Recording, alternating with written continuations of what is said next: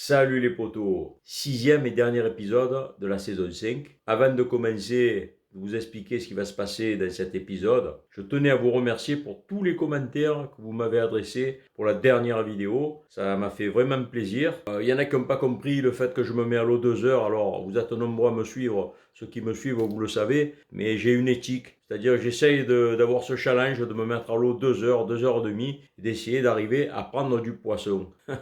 Voilà, alors cette année, ça a été particulièrement difficile. J'ai quand même réussi à faire de très belles captures, mais il y a eu des creux. Il y a eu entre deux sorties des fannies, et c'est ça que j'aime faire voir, moi, dans mes vidéos. C'est toutes les difficultés qu'on peut avoir lorsqu'on fait de la chasse sous-marine. Voilà, j'aurais très bien pu prendre le parti de faire une vidéo simple avec toutes les captures que j'ai faites, de très belles captures, ou les bons moments qu'il y a eu. Bon, c'est pas dit que je le fasse pas, peut-être la prochaine vidéo.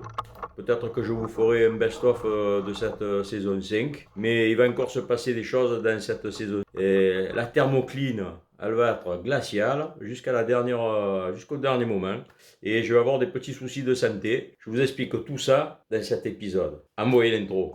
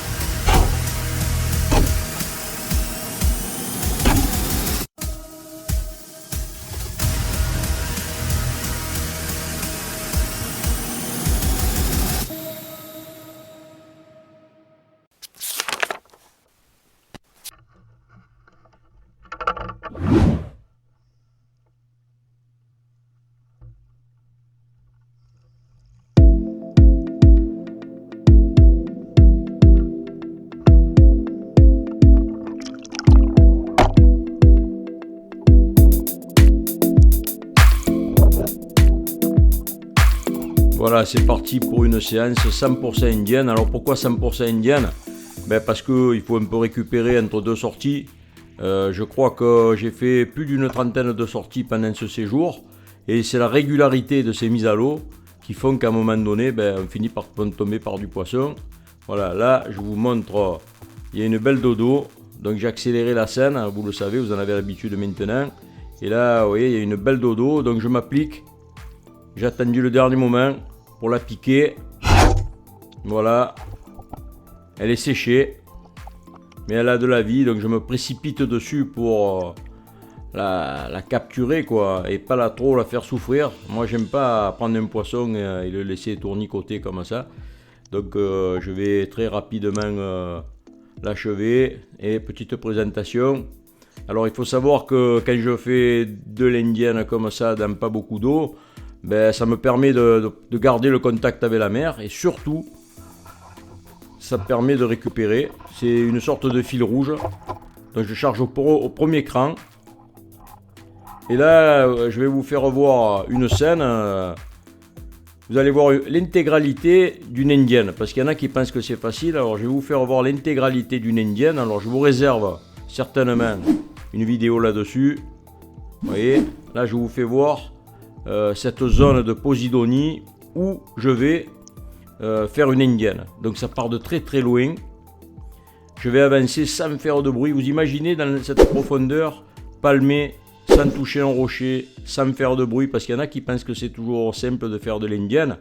Mais en plus, quand tu sais faire de l'indienne comme ça dans pas d'eau, tu peux la faire dans des profondeurs. Et si je ne savais pas faire de l'indienne comme ça, la dodo XL que j'ai pris dans l'épisode 2, je pense qu'elle m'aurait entendu arriver.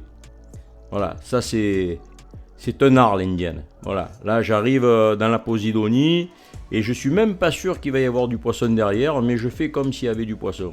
Et là je vous ai rien traficoté. Le son, c'est le son tel quel que vous entendez. Je fais absolument aucun bruit. Aucun geste brusque. Donc je m'approche encore très près. Je ne suis pas sûr qu'il va y avoir du poisson. la caméra n'arrive pas à filmer, mais je commence à distinguer des saupes. Et les saupes, c'est pas bon, parce que la saupe, quand il y en a une qui te voit, il suffit qu'elle le dégarpille, elle fait dégarpir tout le reste du poisson qu'il y a autour. Et souvent avec les saupes, il y a des beaux poissons, des sards, des dorades. Donc là, j'attends, j'essaye de voir s'il y a un poisson parmi les saupes qui est tirable. Voilà, je vais voir passer un petit sard là sur le côté, mais j'aurais pas lâché une flèche pour ce sard. Ensuite, il m'a semblé voir une dodo, mais elle est un peu petite. Ouais, on le voit, le sard. La dodo légèrement sur la gauche. Elle est petite. Ah là là là là, regardez comme elle est belle celle-là. Voilà, le tir, 3 quarts arrière, le meilleur tir, celui que je préfère. Parce que là, elle peut, vous voyez, elle est complètement bloquée, le poisson, même si c'est un poisson d'une taille correcte. Sur le fil, elle va s'enraguer, elle va t'emporter la flèche. Mais là, il n'y a pas beaucoup de fond. Et donc, ça fait plaisir d'avoir réussi à surprendre un poisson. Alors, je vous en conviens, c'est pas les deux dorades, elles n'ont rien à voir avec la dorade XXL que j'ai pris, qui faisait plus de 65 cm sur la palme. Mais voilà, ça fait toujours plaisir parce que c'est un poisson très très très méfiant. Arriver à faire de l'indienne sur un poisson de ce type, c'est toujours un royal pour les plaisirs. C'est un jeu de mots. Voilà, la deuxième royale après la mise à l'eau, ça doit faire à peu près 1 heure que je suis dans l'eau, que je fais de l'indienne, et cette approche que j'ai fait, c'est ce qu'il va falloir faire chaque fois que tu vois un rocher, que tu peux arriver caché. S'il y a un poisson derrière, il ne peut pas te voir, et même s'il n'y a pas de poisson derrière, il va falloir faire cet exercice, parce que sans faire cet exercice, tu n'auras pas la capacité de surprendre un beau poisson. Alors, ça fait 1 heure que je suis dans l'eau en train de faire de l'indienne, et je vais en profiter pour vous faire voir encore une approche, pour vous faire voir comment ça part de loin. Là, ça fait à peu près 25 mètres que j'ai vu briller derrière ce rocher. Donc je vais arriver et je vais vous faire vivre l'indienne en direct sur ce rocher. Alors je vous ai épargné le palmage des 25 mètres où il ne faut pas faire de bruit. Mais là, c'était pas très difficile de ne pas faire de bruit parce qu'il y avait un peu plus de profondeur. Voilà, je ne suis pas du bon côté du rocher, parce que moi je suis un droitier, donc j'ai l'arbalète du côté droit et je me tiens avec la main gauche du rocher. En général, j'aime bien faire l'inverse, mais le problème c'est que dans cette zone, je suis obligé de partir à droite, et en vérité, l'idéal c'est quand tu pars sur la gauche. Voilà. Et parce que quand tu pars sur la gauche, tu te tiens avec la main gauche au rocher, et de la main droite tu tiens ton arbalète, c'est plus naturel, mais ça fait rien, voilà. L'indienne c'est aussi ça. Donc là, je tape un peu sur le rocher parce que les poissons que j'ai vus derrière, ils se cachent, on sent qu'ils ne sont pas affolés. Il y a 4 ou 5 poissons, il y en a 1 ou 2 de tirables, il y a un gros museau pointu. Voilà, et moi je fais tout pour essayer de le faire revenir. Là, j'attends, parce que si je veux essayer de le surprendre, ils vont gicler. Voilà, il y a un beau sard qui sort, mais il est trop loin, je ne peux pas lâcher le tir. Je vais attendre. Là, je tape, parce que je me dis, je vois plus rien. Et s'il n'est pas loin, alors écris-moi en commentaire si toi tu as déjà fait ça. Taper à l'indienne de la surface.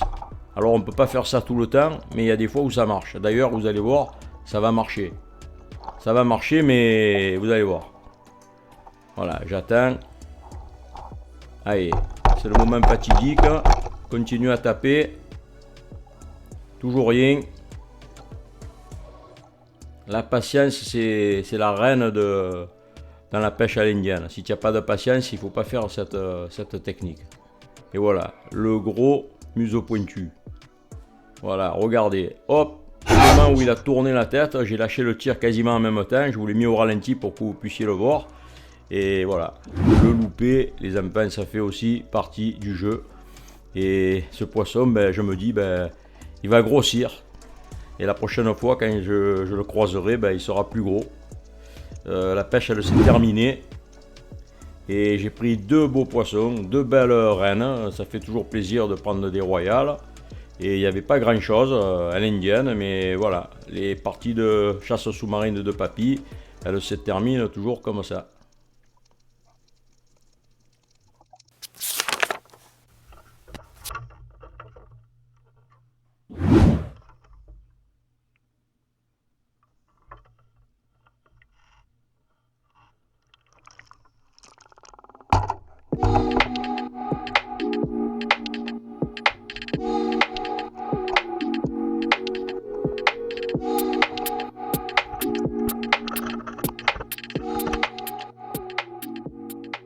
Voilà, c'est parti pour la deuxième sortie. Et 10% d'indienne, 90% d'agachon. En fait, je suis sorti pour faire une sortie agachon. Mais là, à la mise à l'eau, je fais un peu de l'indienne parce qu'au bord, quand tu te mets à l'eau, avant d'atteindre des endroits où il y a un peu plus de fond, avec du bleu au large, ben, tu passes des zones comme ça. Et là, dès la mise à l'eau, je vois une super dorade, bien plus grosse que les deux que j'ai tirées la veille. Et là, je m'applique pour essayer de la surprendre, mais il n'y a pas beaucoup de fond. Donc, je vais essayer d'avancer doucement, doucement. En plus, je suis chargé, je ne suis pas au premier cran, je ne suis pas au cran de préchargement comme vous l'avez vu dans la sortie juste avant. Je suis au maximum et là je m'apprête à tirer la dorade, mais voilà, je ne vais même pas arriver à la filmer. Et la caméra elle est dehors de l'eau tellement qu'il n'y a pas de fond. Voilà, le tir, mais voilà, le tir, ben, je l'ai loupé. Voilà, je l'ai loupé parce qu'au dernier moment, elle a bougé et quand il n'y a pas de fond comme ça, tu as beau avoir les appuis. L'arbalète elle ne bouge pas avec facilité, il y avait les rochers qui me gênaient et voilà, je l'ai loupé et j'ai même pas réussi à la filmer. Et voilà, là on va reprendre les 90% d'agachon. Là je suis dans une zone où je suis censé voir du denchi. Je vous avoue que des denchi j'en ai pas trop vu pendant ce séjour. Alors c'est vrai que j'ai pas l'habitude de faire ces spots. Il y a des spots que j'ai pas pu faire parce que j'avais pas la voiture qu'il fallait pour y aller. Et là dans ces zones ça m'est arrivé d'en faire et d'en voir, mais beaucoup plus rarement. Alors là les dorades visiblement ben, elles sont bien présentes, mais au fond c'est glacial. C'est toujours glacial au fond. Voilà. Donc et je vous signale que je prends le bain tous les jours hein, quand même. Voilà, une belle dorade, je vais la suivre tranquillement sans faire de bruit. Et je me dis je vais la surprendre quand elle va passer de l'autre côté du rocher, même si elle paraît loin. En fait elle paraît loin mais elle n'est pas si loin que ça. En fait c'est une dorade de petite taille, je vais m'en rendre compte à ce moment-là. Et je vais lâcher l'affaire. Je vais laisser tranquille cette petite dorade, cette blanquette comme on dit nous les Marseillais. Les petites dorades c'est les blanquettes. Un jour je vous raconterai pourquoi on dit ça. Pourquoi on dit blanquette? Un jour je vous le raconterai cette histoire, c'est rigolo. Voilà, parce que mon oncle était un grand pêcheur de dorades à la ligne. Il pêchait aux crênes de cheval. Mon oncle Philippe, Pardaf. Voilà, mais je vous en parlerai un jour de cette histoire. Voilà, là à Gachon, denchi. Et souvent dans ces zones à denchi, ben, il y a du mérou. Et là franchement, regardez, il est sur la droite. Si... quand j'ai commencé la chasse sous-marine, on m'avait dit un jour tu vas faire un agachon, tu vas avoir un mérou qui va rester devant, tu vas faire un bel agachon, tu vas avoir un mérou qui est à 3 mètres, tu n'as qu'à lâcher le tir pour le piquer et tu vas pas le tirer. Si on m'avait dit ça quand j'ai commencé la chasse sous-marine, eh ben les amis, j'aurais pas cru cette histoire. J'aurais dit le type il a dû boire là, c'est pas possible. Qu'est-ce qu'il me raconte? Et oui, mais pourtant c'est comme ça. En 2026, le mérou il est toujours interdit. Et il se sent pas menacé, donc il reste là, tu vois. Il a un comportement tout à fait normal, quoi. J'imagine le carnage de mérou si demain, du jour au lendemain, on nous autorisait à le piquer. Ah, ça devrait pas se faire dans la simplicité, ce genre de choses. D'ailleurs, regardez, là vous allez en voir deux autres. Ils tapent à la discute. Regardez les beaux spécimens qu'il y a dans cette zone. Regardez, hop. Il offre son flanc et devant il y en avait juste un autre. Boum, les deux ils vont rentrer sous la roche. Deux beaux spécimens. Voilà, j'aurais pu au moins piquer un, mais voilà.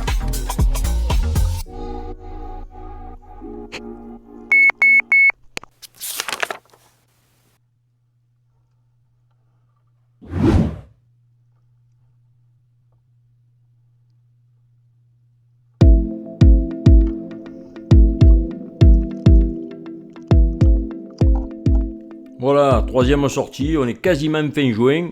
Et j'ai décidé de mettre la 3 mm. J'ai dit tant pis, peut-être que l'eau elle est froide au fond, mais c'est qu'une sensation. On verra bien ce que ça va donner. Et ben voilà, j'ai fait une sortie 100% agachon. Et là je vous fais voir le dernier agachon parce que ça n'a pas donné grand chose. En fait, c'est pas que ça n'a pas donné grand chose, mais je me suis vraiment gelé les couilles. J'ai dû rester 1h20.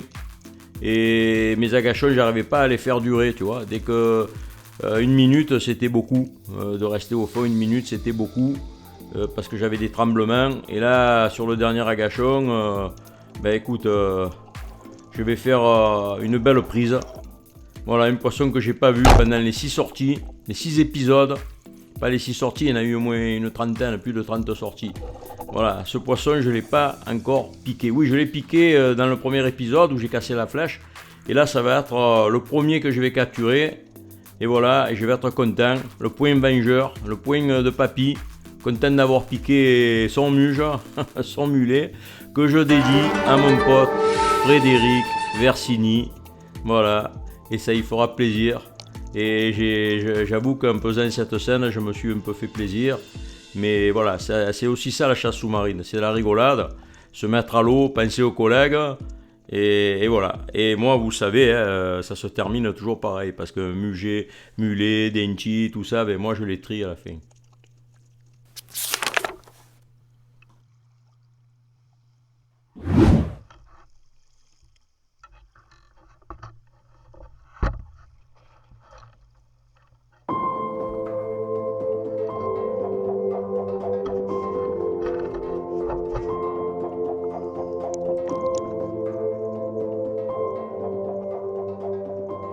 Voilà, c'est la sortie 100% agachon. En fait, c'est la sortie 5.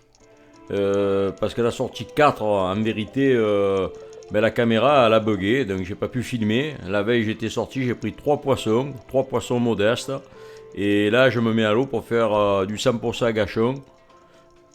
Et je compte bien prendre du poisson. Je pense qu'il va y avoir du beau poisson. Alors, à ce moment-là de la vidéo, si tu n'es pas abonné, ben, je vais te demander de t'abonner. Et si tu es abonné, ben, ce que j'aimerais que tu fasses, c'est un petit commentaire. Parce que là, la suite qu'il va y avoir, tu n'auras pas trop le temps d'écrire des commentaires. Je rigole. Vous avez toujours le temps de m'écrire des commentaires. Voilà, donc j'enchaîne les agachons sur cette zone où j'ai l'habitude d'en faire, quoi. Moi, j'ai le denchi dans la tête. Je ne vous cache pas que j'étais venu pour prendre un denchi. Et là, ce que je vais vous faire voir, j'étais vraiment un sniper. J'ai bénéficié un petit peu de réussite dans cette situation. Ça compense un peu les fois où j'ai pas eu de la réussite. Alors ce que je vous demande, c'est de bien observer ce qui va se passer. Là, je fais un agachon, je vous ai mis l'intégralité de l'agachon, pas ma préparation, mais juste la descente et l'attente au fond. Je suis bien caché avec l'arbalète comme d'habitude. Et là, le poisson, il va arriver à une vitesse fulgurante. Et je vais lâcher le tir. Et à ce moment de la vidéo, dites-moi si je l'ai piqué. Voilà, il va arriver par là. Voilà. Alors je vais te faire voir la vitesse réelle. Après ralenti un petit peu. Et après ralenti un petit peu. Voilà, vitesse réelle. Ah. À ton avis, est-ce que je l'ai piqué? Voilà, on va ralentir un petit peu. Ralentir 1,5. Ah, c'est pas suffisant, ça va toujours trop vite. Ralenti x2, ça va toujours trop vite. Alors là, je vous mets le vrai ralenti. Voilà, ralenti x3. Et malgré tout, ça passe assez vite. Et voilà, le tort de ce Labrax, c'est d'être passé devant la flèche. Parce que franchement, s'il n'était pas passé devant la flèche, j'aurais pas eu le temps matériel de l'ajuster, de le tirer. Et il me serait passé sous le nez sans que je puisse lâcher une flèche. Et voilà, là le tir, j'ai entendu le moulinet se vider. Là je suis à la surface. Il m'a bien déroulé du fil. Là je le vois au fond. Et en fait je vais me calmer parce qu'en fait il est sur le fil. J'étais chargé au maximum pour tirer des poissons à 4 mètres, voire 5 mètres. Et la flèche, elle l'a pris à bout portant. Il s'est retrouvé complètement transpercé. Et on dirait quasiment le frère jumeau de celui que j'ai tiré avec Bien Je t'emmène avec moi à faire des agachons en Corse du Sud. Voilà, c'est un très très beau spécimen. C'est mon poisson préféré, le labrax. Tous ceux qui me suivent, ils savent que j'aime bien tirer des labrax. Et surtout ceux de l'été. Je pense que ceux de l'été, ils sont encore plus préférés par moi parce que c'est pas des poissons en train de se reproduire. Ils sont en train de chasser.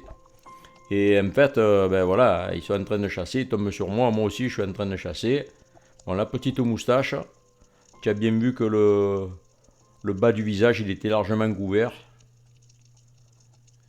Je te laisse apprécier ces images en musique.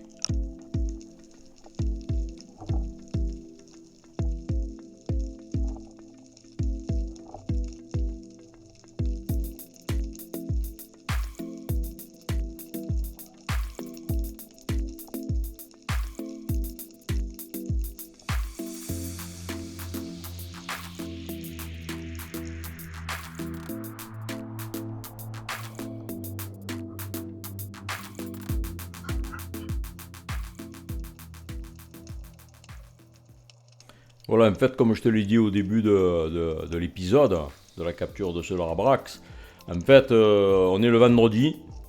Donc le jeudi, ben, je me suis mis à l'eau, j'ai fait 3 poissons modestes. Et par contre, les poissons modestes, c'est sard, mulet et une belle vieille. Voilà, là je vais trier le poisson. Et en fait, qu'est-ce qui s'est passé? C'est que la caméra, elle a bugué, j'ai pas pu filmer. Et ce Labrax, quand je suis sorti, ben, je finissais la semaine avec ce poisson magnifique. Mais au moment où je suis en train de le vider, de l'écailler, vous avez pu voir que j'ai toujours pas la 3 mm, hein, l'eau est toujours glacée au fond. Mais j'ai senti qu'il y avait des changements quand même au fond. Il y avait de la vie, j'ai vu des saupes, j'ai vu de beaux poissons. Et là, je m'étais dit, le denchi, il est peut-être pour le prochain coup. Chaque fois que je me mets à l'eau, je me dis, tu vas voir un beau denchi, tu vas voir un beau poisson, ou peut-être du barracuda. J'ai pas vu un seul gros barracuda pendant toute la période. C'est peut-être l'eau, elle était glacée. Mais à ce moment-là de la vidéo, je suis très content. Je me dis, il me reste encore 3-4 sorties à faire avant mon départ. Et je sais pas qu'à ce moment-là de la vidéo, ça va être le dernier poisson de mon séjour que je vais capturer. Alors je suis content d'avoir fini mon séjour sur ce gros poisson, mais je ne le savais pas. Et voilà, là je vais rentrer à la maison. Et ben voilà, je vous laisse apprécier la fin de l'épisode. Et si tu n'es pas abonné, c'est peut-être le moment de s'abonner, parce que je vais te donner pas mal d'explications qui vont suivre pour comprendre exactement ce qui s'est passé. Salut les potos. Alors je vais couper un peu la musique parce que sinon il y a la censure qui me guette. Voilà, il faut savoir que je vais me mettre à l'eau. Ça va être la dernière mise à l'eau du séjour. Ça fait 3-4 jours que je ne peux pas me mettre à l'eau parce que j'ai fait une contracture au mollet. Et voilà, c'était plus prudent de ne pas se mettre à l'eau parce qu'en plus ça me faisait mal. Et là je vais me mettre à l'eau. Dernière mise à l'eau du séjour. Qu'est-ce que je peux dire? Il y a du vent. Il y a beaucoup de vent. Et j'ai bien peur que je fasse un aller-retour pour rien. Voilà, mais bon, qu'est-ce que vous voulez que je vous dise? La passion est là. Quelle heure il est? Il est 5h du mat. Voilà, quelle heure il est? 5h37. Le jour il commence à se lever. Ben voilà, ce que j'avais prévu, c'est arrivé. C'est-à-dire qu'il y a mauvais temps. Il y a vraiment mauvais temps ce matin. La mer elle est déchaînée. Et je vais pas pouvoir me mettre à l'eau. Voilà, j'ai la combi, il est 5h du matin, le matos est prêt. Le harpon, j'ai fait un nouveau montage dessus. La caméra, elle est chargée, tout était nickel. Voilà, je comptais faire ma dernière sortie du séjour, ça sera pas possible. Voilà, le dieu Éole en a décidé autrement. Voilà, mais la chasse sous-marine, c'est une discipline où il faut savoir renoncer. Voilà. Ça, avec les années, on l'apprend. Et il ne faut pas à tout prix se mettre à l'eau parce qu'on prend des risques inutilement. Et souvent, pour rien. Voilà. Parce que même s'il y a le plus beau poisson du monde, voilà, risquer sa vie pour le plus beau poisson du monde, ça ne sert absolument à rien. Voilà les potos. Je vais vous faire revoir la mer qu'il y a parce que je suis venu voir un peu. Je suis allé d'abord en premier à Propriano même parce qu'il y a des endroits où on se baigne, tout ça, où on est à l'abri, où je pêche pas, mais je suis allé voir l'état de la mer et c'était déjà démonté sur les spots qui étaient à l'abri. Alors je me suis dit, je vais quand même aller voir à Capolo Rosso. Des fois je me mets un peu à l'eau ici, mais pas cette saison, je me suis pas mis à l'eau une seule fois à cet endroit, mais il y a une île qui est très intéressante et je vais vous la faire voir. Ouais, le vent là, il a empêché d'avoir le son. Alors j'ai essayé de doubler ma voix, mais c'est impossible. Donc je vous commente un petit peu ce qui s'est passé. Je suis sorti pour vous faire voir l'île. Et voilà, derrière c'est Capo Rosso, il y a une mer démontée. Et ça m'arrive des fois de me mettre à l'eau sur cet endroit. Là, l'île, je te la fais voir. Tu vois, elle est là-bas. On voit l'écueil. Et en fait, voilà, vous la voyez l'île. C'est ce que j'ai dit, mais bon, avec le bruit. Voilà, c'est un spot à Barra et à Lou. Cette vidéo se termine et la saison 5 se termine. Alors peut-être que j'ai dans ma tête, dans un coin, de vous faire un best-of des plus belles captures que j'ai fait pendant cette saison 5. Ça ne prendra pas beaucoup de temps, ce sera une petite vidéo assez courte où je mets tous les meilleurs moments que j'ai pu faire. Mais qu'est-ce qu'on peut retenir de cette vidéo? Eh bien, ça fait des années que je vais en Corse, surtout dans cette période, et ça faisait longtemps que je ne me baignais pas du mois de mai. À partir de fin mai, je commençais à me baigner tout le mois de juin jusqu'à juillet. L'eau, elle était excellente, mais dès que tu descendais au fond, l'eau, elle était glacée. Donc ça a été compliqué de trouver du poisson en pleine eau. Malgré tout, j'ai tiré mon épingle du jeu et j'ai touché du doigt que la cerise sur le gâteau, c'est vraiment de se mettre à l'eau. Parce que j'avais été privé de me mettre à l'eau pendant 10 semaines parce que j'avais pas la voiture. Alors j'avais des petits problèmes de dos, mais c'était aussi l'excuse parce que j'avais pas de voiture quand j'étais sur le continent. Quand je suis arrivé en Corse, j'avais ma voiture, mais c'était une voiture banalisée, une 208. Dès la petite bosse, là, ça touche. Alors imagine-toi sur les routes de Corse, il y a eu au moins 4 spots sur lesquels j'ai pas pu aller traquer le denji. J'ai pas beaucoup vu de denji dans mes mises à l'eau, j'ai réussi quand même à me piquer un. Et je retiendrai que j'ai piqué tous les poissons sauf le barracuda. Voilà, il y a toujours un poisson qui manque à l'appel. Chaque fois que je vais en Corse et que je fais un séjour, c'est rare qu'il y ait tous les poissons. Alors des fois ils y sont, mais s'il y a un poisson qui manquait à l'appel, c'était le barracuda. Même si j'ai vu un joli banc de petits barracudas. Et que dire, la voiture, ça reste quand même quelque chose de très important. Et si tu n'as pas de voiture, tu ne peux pas te ficher à l'eau. Alors la cerise sur le gâteau, ça reste toujours la mise à l'eau. Parce que le nombre de choses incalculables qu'on ne peut même pas imaginer, qui font que c'est indépendant de ta volonté, et pourtant tu ne vas pas pouvoir te mettre à l'eau. La voiture, la météo, la santé, le matériel, etc., etc., son entourage, un petit désagrément. Donc quand on se met à l'eau, voilà, la philosophie de Papy, c'est, voilà, je suis heureux quand je me mets à l'eau. Voilà. Et j'essaye d'avoir mon éthique de chasse, c'est-à-dire que j'ai toujours pêché un peu de cette façon, mais ces dernières années, je me suis concentré à ne pas tirer n'importe quoi comme espèce. Il y a des espèces que je ne tire plus. Je me mets à l'eau 2 heures et 2 heures et demie, grand maximum. Ça peut aller jusqu'à 3 heures s'il y a vraiment du trajet. Mais en gros, j'ai fait le tour de la question. En 2 heures, je sors. Et si j'ai pas pris le poisson, c'est pour ça que je fais des fannies. Parce que je pourrais très bien prendre le parti de dire je tire ma bouée. Tant que j'ai pas vu quelque chose, tant que j'ai pas piqué quelque chose, je sors pas. Mais non, mon éthique c'est aussi ça. Il y a un challenge. Donc tu te mets à l'eau, tu peux faire fanny. Parce qu'en 2 heures, tu peux rien voir pendant les 2 heures où tu te mets à l'eau. J'adore l'agachon. J'ai pratiqué un maximum d'agachon pendant ce séjour. Et la dernière, pas cette vidéo, l'avant-dernière vidéo, je vous ai emmené avec moi. C'est-à-dire que je vous ai amené durant tout le séjour avec moi, sortie après sortie. Il y a eu 2 sorties où j'ai pas pu vous retransmettre les images. J'avais fait un peu de poisson, mais rien d'exceptionnel. C'était des sorties où la première fois ça a été la puce. J'avais oublié de vider ma puce et donc ça a bugué. J'ai pas pu filmer. Et la deuxième fois, c'était la batterie. Ça a marché 5 minutes, boum, ça a coupé. Voilà, tributaire du matériel lorsqu'on filme. Ça ne m'a pas empêché de chasser, de faire du poisson. Et donc je vous ai emmené avec moi chaque fois que je faisais des sorties. Je ne peux pas vous faire tout voir. Ou alors il faudrait que j'ai une caméra ici en permanence qui me suit. Mais c'est vrai que si je pouvais faire des lives, mettre ma caméra ici, je serai en direct avec vous et je vous fais voir ce que je fais pendant ma sortie de chasse sous-marine, peut-être que la technologie un jour me permettra de faire ça. Et parce que j'ai rien à cacher, il y a beaucoup d'entre vous qui sont débutants, qui vont apprendre de cette chasse. Il y en a qui sont intermédiaires et il y en a qui sont confirmés. Alors je ne veux pas faire des vidéos pour dire mais pour qui se prend ce papy. Non, c'est pas du tout mon but. Mon but c'est de transmettre quelque chose, transmettre mon amour que j'ai de la mer et transmettre cette passion de la chasse sous-marine que j'ai depuis des années. Donc voilà, j'espère que cette saison elle vous a plu. Abonnez-vous si vous n'êtes pas abonné parce qu'il va y avoir encore des vidéos. Je retourne en Corse, il y aura encore des vidéos et c'est pas impossible que je vous fasse le best-of de ce qui s'est passé pendant cette saison C. Allez, ciao ciao, à bientôt sur Marcel Albert.